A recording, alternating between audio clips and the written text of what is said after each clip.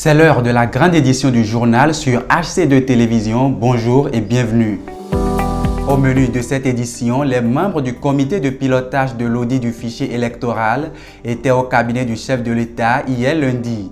Patrice Talon leur a réitéré son adhésion à cette initiative suscitée par l'opposition. Dans le showbiz béninois, une guerre de leadership a éclaté entre les rappeurs béninois. Depuis quelques jours, ces derniers se lancent des clashs sur les réseaux sociaux, un phénomène qui ne laisse pas indifférents les jeunes béninois. Vous en entendrez quelques-uns dans ce journal. Au Moyen-Orient, Israël retient toujours des centaines de Palestiniens alors que 6 otages israéliens contre lesquels ils devraient être échangés sont libérés depuis samedi par le Hamas. Le développement de tous ces titres et bien d'autres tout de suite. Je l'annonçais en titre, les députés béninois retournent à l'hémicycle dès jeudi prochain. Dans un communiqué en date du lundi 24 février 2025, le président de l'Assemblée nationale a annoncé l'ouverture de la première session extraordinaire de l'année 2025 pour jeudi prochain. Au total, 7 points sont inscrits à l'ordre du jour de cette session. Ils concernent tous des projets de loi. L'artiste béninoise Aline D a officiellement lancé son 6e album ce dimanche 23 février 2025. La cérémonie de lancement a eu lieu dans la salle du peuple de la mairie d'Abomey-Calavi.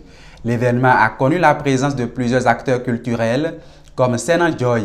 Les détails dans ce reportage de Raouf Tosunon et Basile Kiki Sagbe. Dans la salle du peuple de la mairie d'Abomey-Calavi, acteurs culturels, autorités politico-administratives et bien d'autres invités sont présents pour le lancement du 6e album de Aline Konfo, alias Aline D. Acha Ibile est le titre de l'album et veut dire brassage culturel en Idacha. Il vient de sonner 20h. La reine du Goumbé fait son entrée.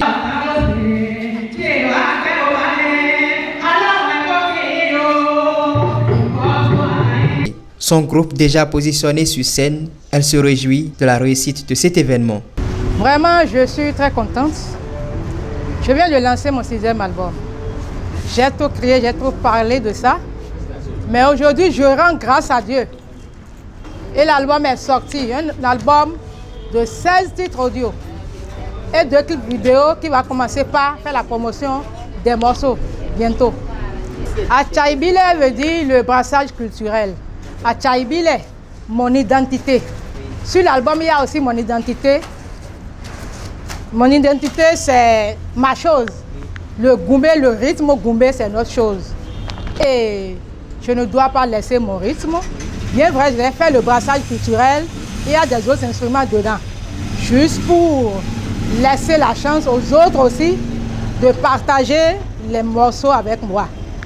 Donc, hier, j'ai chanté l'amour. J'ai chanté le vécu quotidien, j'ai chanté la paix, donc etc. Son manager partage ce sentiment et promet de relever les défis pour promouvoir cette nouvelle sortie.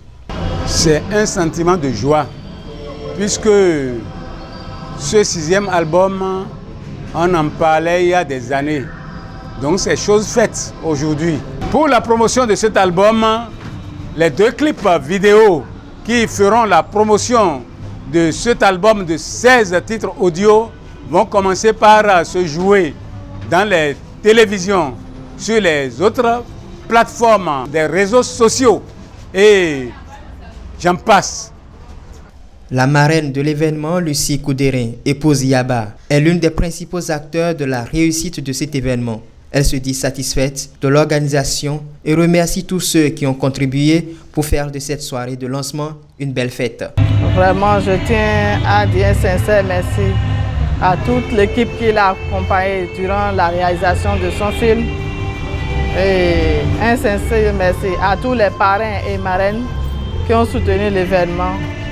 Parce que c'est grâce à ce soutien qu'on en est là aujourd'hui. Vous avez vu, c'est un album de 16 titres. Très significatif. Plusieurs acteurs culturels étaient présents pour le lancement du 6e album de Aline D. La célèbre Senan Joy était de la partie.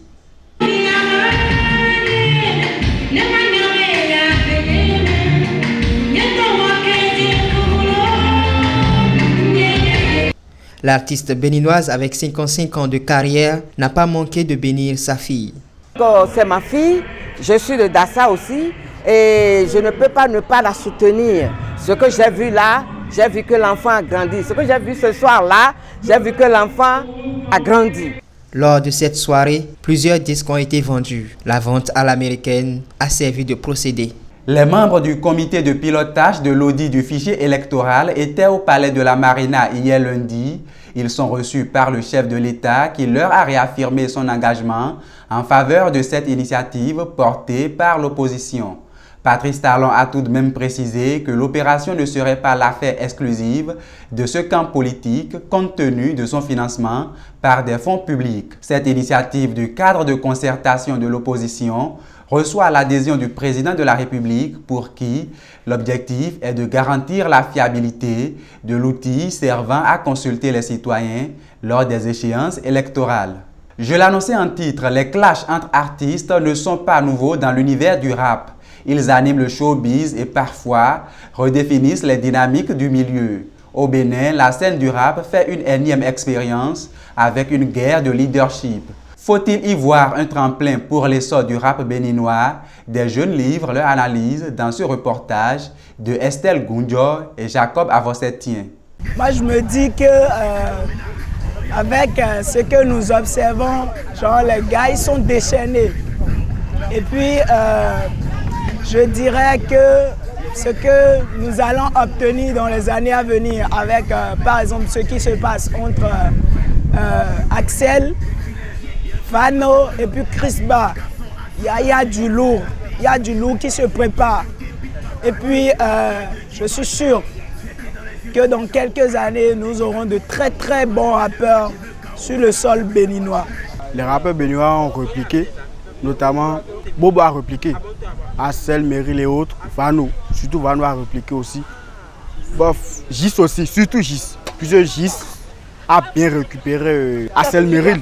Il a bien clashé. En tout cas, moi personnellement, j'aime ça quand même. Moi, personnellement, je pense que c'est pas parce qu'il y a un clash actuellement entre les rappeurs que forcément le rap béninois va prendre son envol très bientôt. Parce que à cause de quoi je dis cela? Après tout, c'est la population, c'est le public qui consomme le produit des artistes et tout. Donc, sans eux, je ne pense pas qu'il y aura forcément un bon rendu, un bon résultat par rapport à ce clash qu'ils font. Bon, je pense juste que c'est un buzz passager.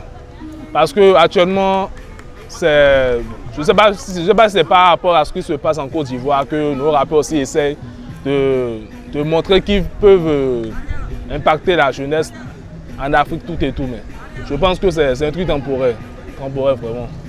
Il y en a d'autres qui ont des dents déjà contre leurs collègues, donc ils passent par cette occasion pour leur dire le cas de vérité. Donc chacun a sa manière de s'exprimer vraiment dans sa musique en fait. C'est un fait. C'est un fait qui a le potentiel d'être le béguin de l'essor du rap béninois, mais il dépend encore de plusieurs autres facteurs. Donc je ne peux pas dire avec certitude que ce sera le début de l'essor du rap béninois comme c'est le cas en Côte d'Ivoire à cause des faits qui donnent ce genre de buzz, mais je dirais juste que ce serait bien que ça soit le cas. Les Amazones du Bénin valident leur ticket pour le second tour des éliminatoires de la CAN féminine Maroc 2026. Elles se sont imposées aux Sierra Queens de la Sierra Leone ce lundi au stade Samuel Doe de Monrovia par un score de 3-1. Au match aller à Lomé, le Bénin l'avait également remporté. Une performance qui permet aux Amazones de décrocher leur qualification pour le second tour. Leurs prochains adversaires sont les Super Falcons du Nigeria. Hors du Bénin et de l'Afrique, dans la bande de Gaza, alors que 620 détenus palestiniens devraient être relâchés après la libération de 6 otages israéliens par le Hamas samedi dernier, Israël a décidé de retarder l'échange. Les raisons de ce retardement avec Raouf Tosunon. Alors que la libération de 6 otages israéliens par le Hamas le samedi 22 février devrait entraîner celle de 620 détenus palestiniens, Israël a décidé de repousser l'échange. L'État hébreu exige que tous les otages soient libérés. Aux États-Unis, le secrétaire d'État Marco Rubio met en garde le Hamas et avertit qu'il serait détruit s'il ne libérait pas tous les otages retenus dans la bande de Gaza. Il dénonce des traitements dits sauvages et la mort de la famille israélienne Bibas dans les mains du Hamas. Il a publié sur X que le traitement des otages par le Hamas notamment les meurtres brutaux de la famille Bibas, révélaient davantage leur sauvagerie et constituaient une raison supplémentaire de considérer que ces terroristes devaient libérer tous les otages immédiatement ou être détruits. De leur côté, le Hamas crie violation flagrante de l'accord de la trêve après cette décision de l'Israël de retarder la libération de 620 prisonniers palestiniens. Abdel Latif Al-Qanou, porte-parole du Hamas, a affirmé dans un communiqué que le non-respect par l'occupation de la libération du 7e groupe de prisonniers à l'heure convenue, conformément à l'accord, constituait une violation manifeste de celui-ci. Il a également reproché au Premier ministre israélien Benjamin Netanyahu d'adopter une stratégie de procrastination intentionnelle et d'employer des manœuvres dilatoires. La première phase du cessez-le-feu expire dans quelques jours. Le Premier ministre Benjamin Netanyahu a annoncé dimanche être prêt à reprendre les combats à tout moment. C'est la fin de ce journal que je vous remercie d'avoir suivi. Retrouvez en direct sur HC2 Télévision la grande édition du journal tous les jours à 13h, 16h, 20h, 23h, 3h et 7h du matin. Vous pouvez également revoir cette édition sur notre site internet hc2tv.bj et également sur tous nos canaux digitaux. Portez-vous bien et à demain.